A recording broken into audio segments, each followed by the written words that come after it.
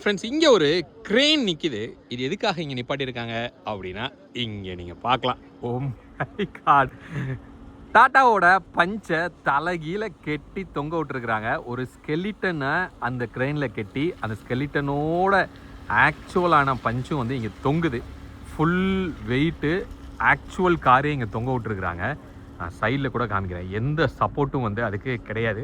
So என்ன prove பண்ண வர்றாங்க அப்படின்னா, இந்த டாட்டா பஞ்சு வேறு லெவலில் பில் குவாலிட்டி இருக்கும், சேஃபான ஒரு கார் அப்படிங்கிறத ப்ரூவ் பண்ணுறதுக்கு இந்த மாதிரியான ஒரு செட்டப்.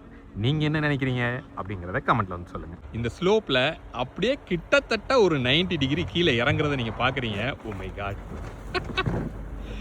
ஸோ இந்த மாதிரிலாம் கூட இந்த காருக்கு ஒரு ஆஃப் ரோட் கேப்பபிலிட்டி இருக்குது அப்படிங்கிறத ப்ரூவ் பண்ணுறதுக்காக இங்கே நிறையா விஷயங்களை வந்து வச்சுருக்காங்க. ஒரு காரு படிக்கட்டில் ஏறப்போகுது, அதை தான் நம்ம பார்க்க போகிறோம். இங்கே நீங்கள் பார்க்கலாம், அப்படியே படிக்கட்டில் ஏறி இந்த பக்கம் கீழே வந்து இறங்க போகுது இந்த பஞ்சு. ஸோ இதுக்கு அப்படி ஒரு கேப்பபிலிட்டியாக ஏறுமா பார்க்கலாமா?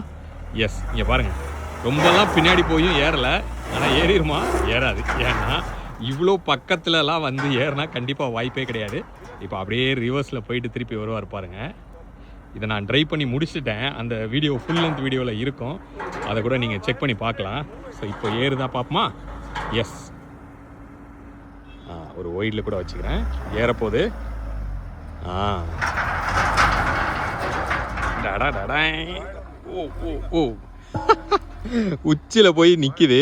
அதே மாதிரி ஹில் டீசன்ட் கண்ட்ரோல், அது நீங்கள் பிரேக்கில் வச்சா கூட ஸ்லிப் ஆகாமல் சூப்பராக வந்து இறங்குது.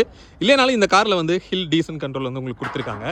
ரொம்ப சூப்பராக வந்து இப்படி இறங்குது அப்படின்னு சொல்லலாம். இங்கே போய் அந்த படிக்கட்டையும் நான் காமிக்கிறேன். ஸோ என்ன மாதிரியான ஒரு செட்டப்பில் இருக்குது அப்படின்னு சொல்லி. ஸோ இப்படிலாம் நம்ம ரியல் லைஃப்பில் இதை ஓட்டுறதுக்கு வாய்ப்பு இல்லை. பட் இருந்தாலும் இந்த கார் கேப்பபிள் அப்படிங்கிறத காமிக்கிறதுக்கு தான் இந்த மாதிரி செட்டப்லாம் வந்து இங்கே பண்ணி வச்சுருக்காங்க. தலைகீழ கட்டியும் தொங்க விட்டுருக்காங்க.